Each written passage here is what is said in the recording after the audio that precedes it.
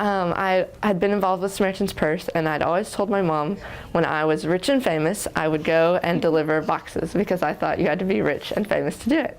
And so I sent an email to Samaritan's Purse asking them, how old do you have to be? Do you have to be rich and famous? And they said that they sent me the application for the youth trip, and told me that 20 kids normally go every year if you are interested in applying.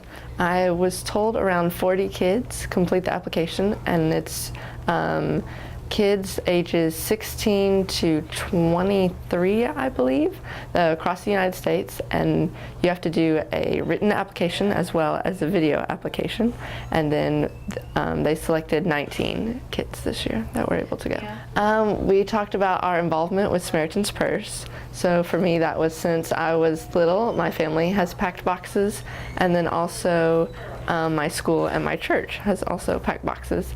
And then I talked about me personally, like my family, what I like to do. I'm in theater and stuff like that. And then why we believe that we would make a good team member to the team this year. I like lots of things about Samaritan's Purse. My favorite is obviously Operation Christmas Child, because their little quote is the power of a simple gift, and that was very evident on this trip. You pack these boxes and you put all kinds of toys in them. You could put your favorite type of toy. I like to put stuffed animals. You can put crayons, school supplies and stuff. And then they use those to go overseas to kids who are not as blessed to live in a country that is as wealthy and affluent as our country is. Mm-hmm. And so they can use that as a tool to share the gospel and just tell the kids who might never know that God loves them and that there are people who love them and they are valuable. And so that Christianity is not just an American culture thing, and it's not just a belief or like an action, it's a lifestyle, and it's how you live, and you want to show love to everyone that you come in contact with and show them that they are valuable in God's eyes, which makes them valuable in my eyes as well. The way the distributions work is they will do a gospel presentation at the beginning, and then we pass out the gospel tracts, and then we pass out the Operation Christmas Child boxes. And then after every child has their box, then you can go around and interact with the kids, ask them what was their favorite toy, what did they need, because some kids, that was one thing that I learned, the kids will pray like weeks or months in advance when they know that they're going to get it, and they will pray. This one little boy was praying for school supplies because he didn't have supplies to go to school, and so when he opened up his box, he had pens and highlighters, and he was more excited about that than the toys in the box, which was an eye-opening about, they were needing things, not necessarily wanting toys like we wish for Christmas and stuff. They would do it in Tagalog, which is the local language. Mm-hmm. Most of the Philippines, about 95% speak English, so there was not a huge language barrier, but they're more confident with Tagalog, and so they would do that in Tagalog.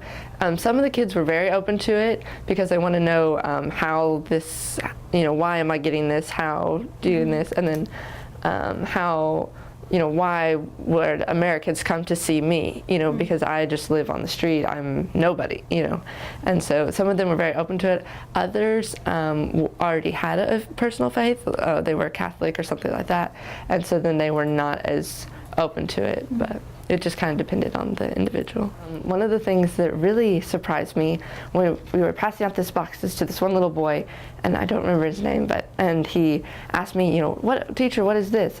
And it was a bag of Skittles. And I was like, oh, that's candy, it's really good. And so I helped him open it, and he was eating them. And I was like, what color is your favorite? And he goes, red. And then he proceeded to take out several red ones and hand them to me to share. And it was, at first I was like, no, those are your Skittles, that is your gift, you eat them, I didn't tell them this, but I was like, there's plenty where I can get them whenever I want them. But he was insistent, and it was interesting, even though they don't have a lot, they are very giving and warm and share what they do have, which I think is a lesson that we could learn from them. The Operation Christmas Child, they have a thing, one box per child per lifetime. Oh. So once they get a box, it will be 5 years before Samaritan's Purse will go back to that same school. And the kids that were selected, most of the schools we went to, there were thousands of kids at the school, and they would pick like the lowest 300 or 200 or so. And so the kids that they felt were the most in need, and so they would just pick those kids, and then those kids can go through, they call it the Greatest Journey program, which is about just the gospel of Jesus' life, and it's like a discipleship program that they can go through. And that's open to all of the kids who received Operation Christmas Child boxes. I would say that Operation Christmas Child is not as much about the box as I think sometimes we get caught up in. It's more about the gospel and showing the kids value and love and all like that, because I think we get caught up in what we want to put in the boxes and the material gifts as opposed to the spiritual, eternal gifts that we can give them.